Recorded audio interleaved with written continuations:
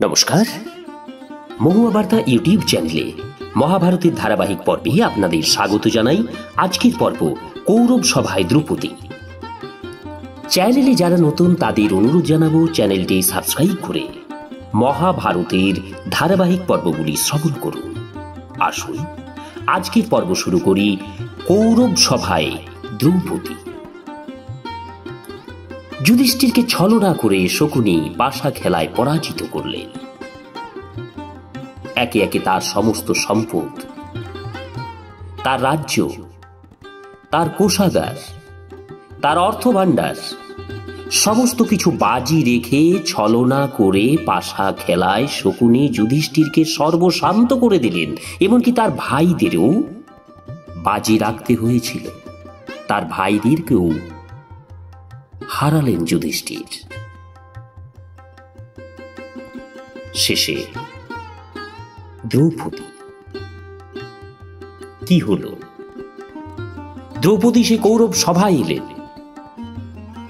এখন কি হলো তা জানার জন্য আজকের এই মহাভারতের পর্বটি সম্পূর্ণভাবে শ্রবণ করুন।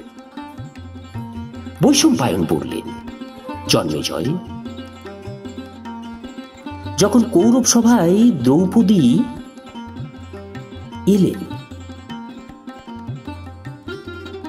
তখন দুর্যোধন বিদুরকে ডেকে বললেন, বিদুর, আপনি এখানে আসুন। যান যান, পাণ্ডবদের প্রিয় তোমার সুন্দরী দ্রৌপদীকে শীঘ্র এখানে নিয়ে আসুন। সেই অভাগিনী এখানে এসে আমাদের মহল ঝাড়মুছ করুক আর দাসীদের সঙ্গে থাকবে। বিদুর বললেন, মূর্খ, তুমি জানো না তুমি ফাঁসিতে ঝুলতে যাচ্ছ। মৃত্যু সন্নিকট, তাই তোমার মুখ দিয়ে এমন কথা বার হচ্ছে। আরে, এই পাণ্ডব সিংহদের কেন ক্রোধান্বিত করছো? তোমার মাথার উপর বিষধ সর্প ক্রোধে ফণা দুলিয়ে ফুঁসছে। তুমি তাদের খুঁচিয়ে জমপুরীতে যাবার কাজ করো না। দেখো, দ্রৌপদী কখনো দাসী হতে পারেন না। যুধিষ্ঠির তাকে অনধিকারভাবে পণ রেখেছেন। সভাসদগণ, বাঁশ যখন ধ্বংস হওয়ার হয় তখন তাতে ফল ধরে। মত্ত দুর্যোধন সবংশে ধ্বংস হওয়ার জন্যই জুয়া খেলার মাধ্যমে ভয়ানক শত্রুতা এবং মহাভয়ের সৃষ্টি করেছে। মরণাপন্ন ব্যক্তির হিতাহিত জ্ঞান থাকে না। কাউকে মর্মভেদী দুঃখ দেওয়া উচিত নয়। কঠোর এবং দুঃখদায়ক বাক্য প্রয়োগ করা উচিত নয়। এইসব অধঃপতনের হেতু।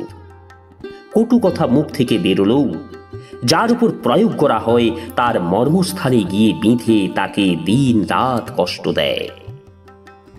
তাই এরূপ কখনো করা উচিত নয়। ধৃতরাষ্ট্র বড় ভয়ঙ্কর এবং ভীষণ সংকটে পড়েছেন। দুঃশাসনরাও এতে সায় দিয়েছেন। যদি কাঠ জলে ডুবে যায়, পাথর জলে ভাসে, তবু এই মূর্খ আমার হিতকারক বাক্য শুনবে না। এ বন্ধুর কল্যাণকর এবং শ্রেষ্ঠ বাক্য শোনে না। লোভ বেড়েই যাচ্ছে। এর দ্বারা দৃঢ় নিশ্চিত যে শীঘ্রই কৌরবদের সর্বনাশের হেতু ভয়ঙ্কর যুদ্ধ হবে। এতে মদম্মত দুর্যোধন বিদুরকে ধিক্কার দিয়ে সেই লোকভর্তি সভায় প্রতিহারীকে বললেন, তুমি যাও, এখন এই দ্রৌপদীকে নিয়ে এসো। পাণ্ডবদের থেকে ভয় পাবার কোনো কারণ নেই। প্রতিহারী দুর্যোধনের আদেশ অনুসারে দ্রৌপদীর কাছে গিয়ে বললেন, সম্রাজ্ঞী, সম্রাট যুধিষ্ঠির জুয়া খেলায় সবকিছু হেরে গেছেন। যখন বাজি রাখার আর কিছু ছিল না তখন তিনি ভাইদের, নিজেকে এবং সবশেষে আপনাকে পণ রেখে হেরে গেছেন। এখন আপনি দুর্যোধনের জিতে নেওয়া বস্তুর মধ্যে একটি। তিনি আপনাকে সভায় নিয়ে যাওয়ার জন্য আমাকে পাঠিয়ে দিয়েছেন। মনে হচ্ছে কৌরবদের ধ্বংসের সময় এসে গেছে। দ্রৌপদী বললেন, সুতপুত্র, বিধাতার বিধান নিশ্চয়ই তাই।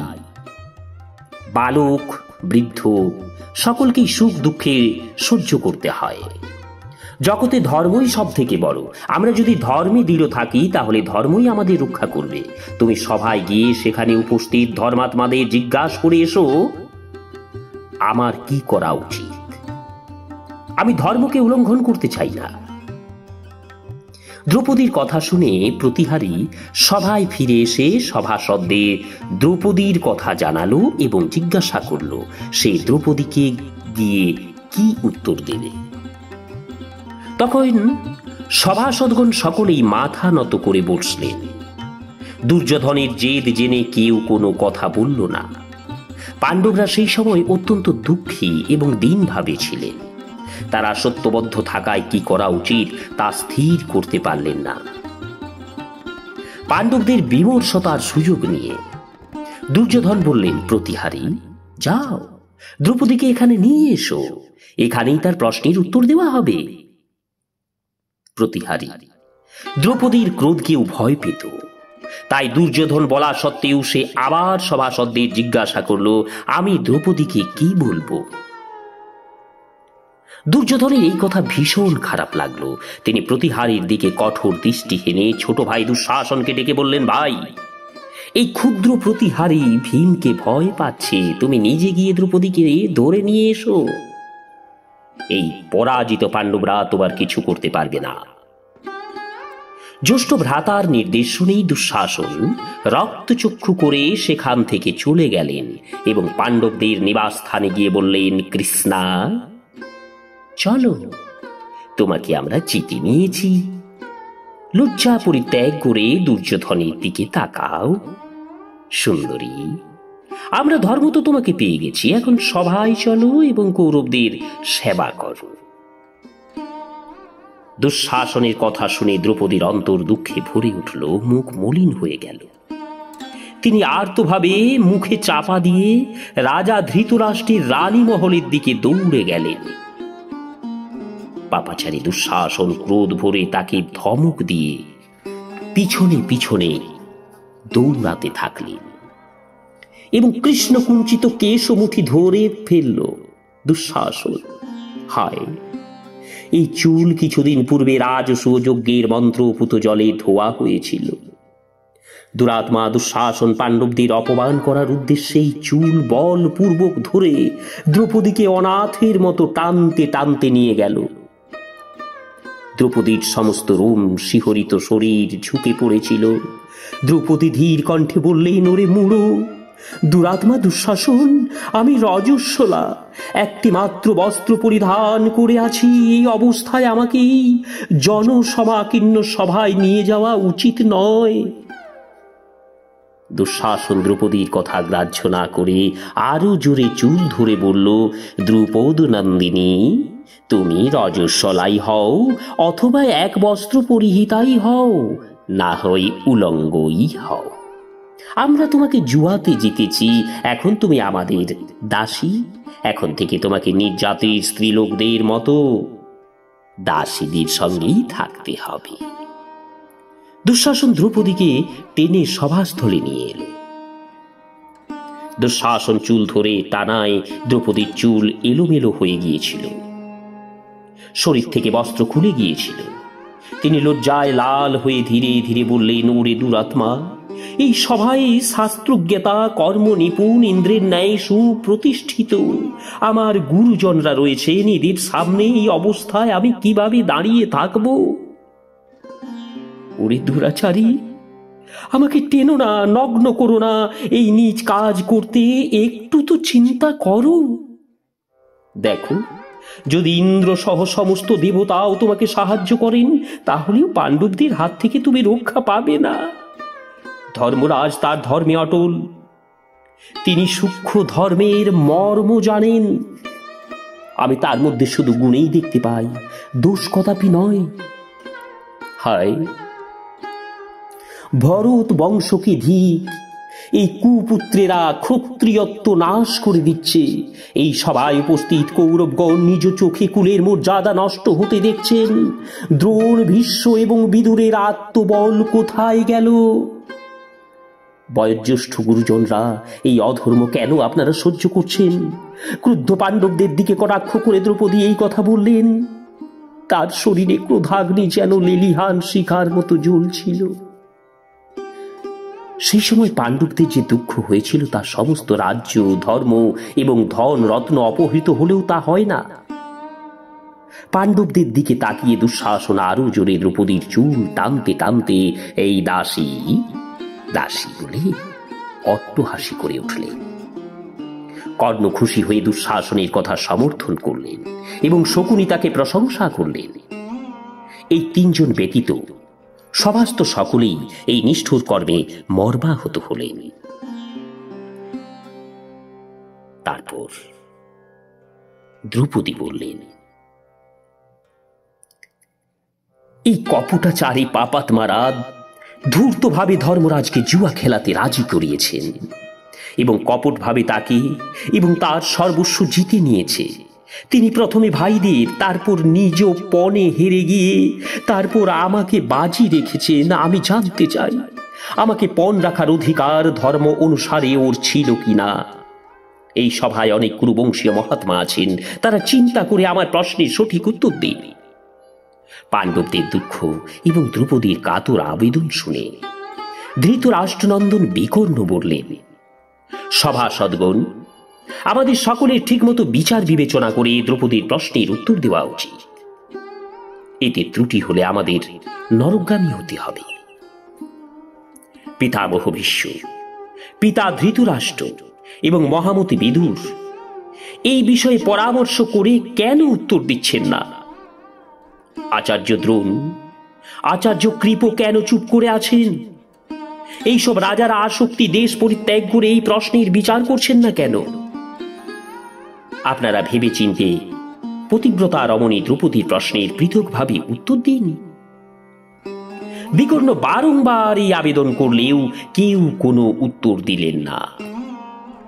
তখন বিকর্ণ হতাশ হয়ে দীর্ঘশ্বাস ফেলে বললেন, কৌরবগণ, সভাসদরা উত্তর দিন বা না দিন, এ ব্যাপারে আমি যা ন্যায়সঙ্গত বলে মনে করি তা না বলে থাকতে পারছি না। শ্রেষ্ঠ ব্যক্তিরা রাজাদের 4টি শাসনকে অত্যন্ত খারাপ বলে জানিয়েছেন। সেগুলি হল শিকার, মদ, জুয়া এবং নারী সঙ্গে আসক্তি। এতে আসক্ত হলে মানুষের পতন হয়। এখানে জুয়ারিদের আহ্বানে রাজা যুধিষ্ঠির এসে জুয়ায় আসক্তিবশত দ্রৌপদীকে বাজি রেখেছিলেন। দ্রৌপদী শুধুমাত্র যুধিষ্ঠিরের পত্নী নন, 5 ভাইয়েরই তার উপর সমান অধিকার। এটিও মনে রাখতে হবে যে যুধিষ্ঠির নিজেকে হারানোর পরে দ্রৌপদীকে পণ রেখেছিলেন, তাই আমার বিচারে যুধিষ্ঠিরের কোনো অধিকার ছিল না দ্রৌপদীকে বাজি রাখার।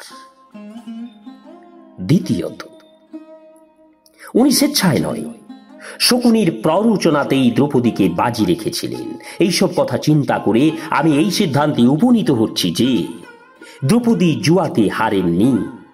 বিকর্ণের কথা শুনে সকল সভাসদ তার প্রশংসা এবং শকুনির নিন্দা করতে লাগলেন। চারিদিকে কোলাহল শুরু হলো।